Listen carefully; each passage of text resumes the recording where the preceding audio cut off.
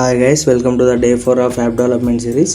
ఈరోజు ఈ వీడియోలో మనం కంప్లీట్ యూజర్ ఫ్లో ఎలా ఉంటుందో చూద్దాం. అలాగే బేసిక్ యాప్ ఆర్కిటెక్చర్ ఎలా ఉంటుందో ఓవరాల్గా చూద్దాము.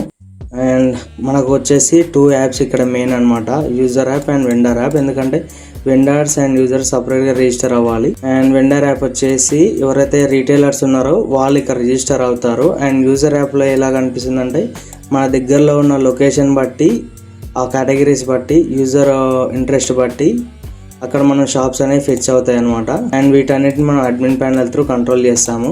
యూజర్ యాప్లో మెయిన్ ఫీచర్స్ వచ్చేసి సర్చ్, బుక్ అండ్ కాల్ అనమాట.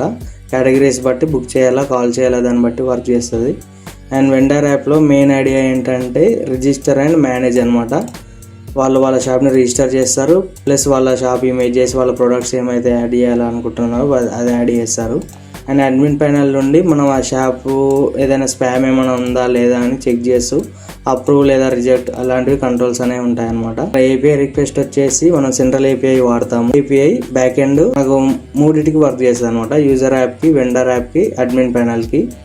కమింగ్ వీడియోస్లో యాప్ యొక్క యూఐ అండ్ ఇంటర్ఫేస్ అనేది డిజైన్ చేద్దాము through ChatGPT or Claude Code. Thank you and జై హింద్.